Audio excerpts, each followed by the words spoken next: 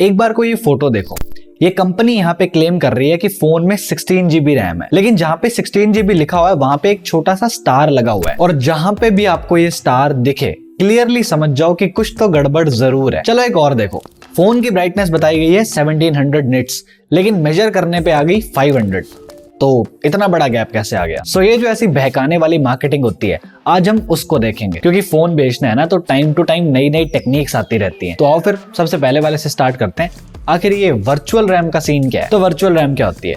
Simple answer ये है कि एंड्रॉइड फोन की स्टोरेज में से कुछ पार्ट एज रैम यूज कर लेता है। लेकिन जिस तरह मैन्युफैक्चरर इस चीज को एडवर्टाइज करते हैं, तो क्या ये सच में वैसे काम भी करती है? तो अब थोड़े से रैम के फंडामेंटल्स देखते हैं। एक एंड्रॉइड में 3 तरह की मेमोरी होती है, रैम, इंटरनल स्टोरेज और एक होती है जी रैम। रैम और इंटरनल स्टोरेज तो हमें पता है, पर ये जी रैम क्या होता है? तो ये एक पार्टीशन होता है हमारी रैम के अंदर, और इसमें वो ऐप स्टोर होती हैं जो जनरली फोरग्राउंड में चलती हैं। एग्जांपल से समझते हैं, जैसे कि इंस्टाग्राम है, आपने चलाया और उसके बाद आपने स्वाइप करके उसको बंद कर दिया। अब वो बैकग्राउंड में पड़ा है, जब आप उसको नेक्स्ट टाइम खोलोगे वो वहीं से खुलेगा, यानी कि उसे बैकग्राउंड में रिफ्रेश होने की कोई जरूरत नहीं है, वो स्टैटिकली बैठ सकता है। तो ऐसी एप्स को हम रैम में रखते हैं। इन एप्स को बस अपनी प्रेजेंट स्टेट को सेव करना होता है और कुछ 2-4 घंटे बाद ये रैम से रिमूव हो जाती हैं। On the other hand, apps जैसे कि स्पॉटिफाई, जब आप उसको स्वाइप करके बंद करते हो तो आपके गाने फिर भी चल रहे होते हैं, गाने कभी बंद नहीं होते। यानी कि स्पॉटिफाई बैकग्राउंड में स्टैटिक नहीं रहता, वो रैम को डायनामिकली यूज कर रहा होता है। तो ऐसी एप्स जिनको डायनामिक मेमोरी की जरूरत पड़ रही होती है, उसको ऑपरेटिंग सिस्टम जी रैम में मूव कर देता है। अब ये UFS 2.1, 3.1 चाहे कितनी भी फास्ट हो, लेकिन ये जी रैम की स्पीड के आसपास भी नहीं आती। इसलिए स्मार्टफोन ब्रांड्स अगर आपको वर्चुअल रैम दे भी रहे हैं, तो इसमें सिर्फ वो एप्स मूव होती हैं जो स्टैटिक है, जैसे कि कैलकुलेटर। ऐसा कुछ भी नहीं है कि गेम खेलते टाइम आपको इंटरनल स्टोरेज के अंदर से कुछ रैम मिल जाएगी, ऐसा नहीं होने वाला। बस गेम्स खेलने के लिए हमें थोड़ी सी रैम एक्स्ट्रा मिल जाएगी, बिकॉज कुछ टास्क वर्चुअल में शिफ्ट हो गए हैं। तो अभी जो डायरेक्टली एडवर्टाइज करते हैं 16 GB रैम, वो बिल्कुल नॉनसेंस है। इस चक्कर में जाके कभी फोन मत ले लेना। और ऑफलाइन में तो लोगों को सीधा 16 GB रैम बोल के बेचेंगे, तो इस चीज से दूर रहना। अब नेक्स्ट जो इश्यू है वो भी रैम से रिलेटेड ही है, एक और चीज भी हो रही है। एक स्टोरी बताता हूँ। अभी कुछ दिन पहले एक स्मार्टफोन मैन्युफैक्चरर का मेरे पास कॉल आता है और वो कहते हैं कि हमारा एक नया फोन लॉन्च होने वाला है, तो आपको उसका रिव्यू / फर्स्ट इंप्रेशन वीडियो बनाना है। और ये एक बजट फोन था। ऑल्दो मैं भी रिव्यूज नहीं बना रहा, थोड़े टाइम में बनाऊंगा, बट स्टिल उनकी बात सुनने के लिए मैंने कॉन्वर्सेशन को कंटिन्यू रखा। तो फिर मैंने उनसे एक चीज पूछी थी कि एटलीस्ट मुझे ये बता दो कि आप मुझे 4 GB रैम वाला बेस मॉडल भेजोगे या 6 GB रैम वाला भेजोगे। एंड गेस व्हाट, उन्होंने कहा कि 6 GB रैम वाला हमारी प्रायोरिटी रहती है। तो अब मुझे तो इस चीज का आइडिया था कि जनरली रिव्यूअर्स को ब्रांड जो है 6 GB रैम या 8 GB रैम वाला मॉडल भेजते हैं, जबकि आम लोग जो है वो जनरली बेस मॉडल ही खरीदते हैं। अब बात ऐसी है कि देखो, डिफरेंस तो होता है 4 GB रैम में और 6 GB रैम में।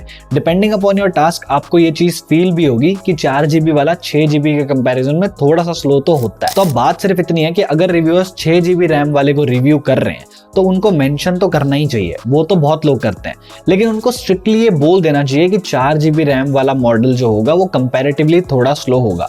ये चीज बहुत कम लोग बोलते हैं। और अगर पॉसिबिलिटी हो तो आप कंपेयर करके भी दिखा सकते हो कि 4 GB रैम मॉडल जो है वो ऐसा चलता है 6 के कंपैरिजन में। और ये चीज मोटो G52 के बाद थोड़ी ज्यादा ही उभर के आई है, क्योंकि साफ दिख रहा है कि अगर ऑप्टिमाइजेशन सही नहीं है तो 4 GB और 6 GB में फर्क पड़ेगा। नेक्स्ट हम मूव करते हैं ब्राइटनेस वाली बात पे। अब आपने 1750 निट्स की पीक ब्राइटनेस के बारे में तो सुना ही होगा, लेकिन उसमें और एक्चुअल लाइफ में जमीन आसमान का फर्क है। बट ये चीज डिस्कस करने से पहले मैंने आपको बहुत बार फोन एडिक्शन को बाईपास करने के काफी तरीके बताए हुए हैं, पर इतनी सारी डिस्ट्रैक्शंस होती हैं कि कभी कभी बहुत मुश्किल हो जाता है फोकस करना। तो अपनी प्रोडक्टिविटी को मैक्सिमाइज करने के लिए मैंने एक बुक पढ़ी थी, डीप वर्क, और आज की एज में तो वो बुक सबको पढ़नी चाहिए। पर अगर आपको पढ़ना नहीं पसंद तो ईयरफोन्स लगा लो और कुकू FM चला लो, क्योंकि यहाँ पे आप डीप वर्क बुक की समरी को हाई क्वालिटी ऑडियो में सुन सकते हो, और हिंदी, इंग्लिश और भी बहुत सारी रीजनल लैंग्वेजेस अवेलेबल है। कुकू FM इंडिया का लीडिंग ऑडियो शो प्लेटफॉर्म है और यहाँ पे 4000+ आवर्स का कंटेंट अवेलेबल है। बहुत सारी सेल्फ हेल्प बुक्स जैसे कि एटॉमिक हैबिट्स, इन्वेस्टमेंट एडवाइस जैसे कि rich dad poor dad, the psychology of money,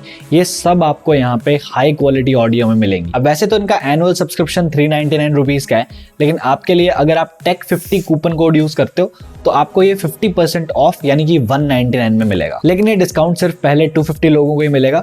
सो आप डिस्क्रिप्शन के लिंक से कुकू FM को डाउनलोड करो और ये सारा इंफॉर्मेटिव कंटेंट एक्सेस करो। अब हम ब्राइटनेस लेवल वाले फीचर की बात करते हैं तो आपने देखा होगा कि मैन्युफैक्चरर जनरली निट वैल्यू को यूज करके अपनी फोन की ब्राइटनेस को एडवर्टाइज करते हैं और ये इस चीज को इतना ज्यादा हाई बताते हैं जैसे कि 1750 निट्स। अब रिलीज के टाइम पे आपको मैन्युफैक्चरर कहते हैं कि the peak brightness of our phone screen can reach up to 1700 nits, but actual में ये कितना सच है? तो सबसे पहले तो ये 1750 निट्स पूरी स्क्रीन की नहीं होती, ये लोकल एक्साइटेशन ब्राइटनेस होती है, यानी कि कुछ सर्टेन एरियाज होते हैं स्क्रीन के जिनकी ब्राइटनेस यहाँ तक जा सकती है। इवन S22 अल्ट्रा को 1750 निट्स की पीक ब्राइटनेस बोल के एडवर्टाइज किया गया है, पर ऐसा है थोड़ी ना। GSM अरेना के टेस्ट अगर आप देखोगे तो ब्राइट लाइट के अंदर उन्होंने जो ब्राइटनेस मेजर करी थी वो थी 1266 निट्स, वो भी तब जब आपने एडेप्टिव ब्राइटनेस को ऑन करा हुआ है, और अगर ये ऑफ है तो जो ब्राइटनेस मेजर करी गई थी वो थी 494 निट्स। और S22 अल्ट्रा में इन्होंने एक एक्स्ट्रा ब्राइटनेस का टॉगल भी डाल के दिया हुआ है कि अगर आपने एडेप्टिव ब्राइटनेस को ऑफ कर रखा है तो आप 300 निट्स से ब्राइटनेस और इंक्रीज कर सकते हो। तो इस टॉगल को ऑन करने के बाद रिजल्ट आया 829 निट्स। अब ऐसे तो नंबर्स का गेम नहीं खेलना होता, बट स्टिल इनमें से कोई भी नंबर 1750 निट्स के आसपास भी नहीं आता। और ये चीज भी थोड़ी वियर्ड है कि ऑटो ब्राइटनेस ऑन करने के ऊपर फोन आपको थोड़ा ज्यादा ब्राइट दिखाता है। अब ये तो हमने एंड्रॉइड के बेस्ट फ्लैगशिप का एग्जांपल लिया था, अगर कोई छोटे मोटे बजट फोन्स होंगे उनके साथ क्या होता होगा? तो अगर किसी दिन आपको दिखे कि कोई बजट फोन में ब्राइटनेस का नंबर दिखा के बेच रहा है तो कमर दिखाना और भाग जाना, कंप्लीटली इग्नोर ही करना है। नेक्स्ट हम आते हैं कंट्रोवर्शियल चीज पे, यानी कि 5G। अब 5G एक बहुत पुराना मुद्दा है डिबेट का कि आपको 5G फोन लेना है या 4G फोन लेना है, तो इस सब की बात हम ऑलरेडी इस वीडियो में कर चुके हैं। अब एक चीज और थी जो मैंने एड्रेस नहीं करी थी, वो थे 5G के बैंड्स। अब कहने को तो ये कहा जाता है जिस फोन में ज्यादा 5G बैंड्स होंगे उसमें 5G की कवरेज बेटर आने के चांसेस है। अब वैसे तो इस पे प्रॉपर वीडियो बन सकती है कि बैंड्स के पीछे क्या हो रहा होता है,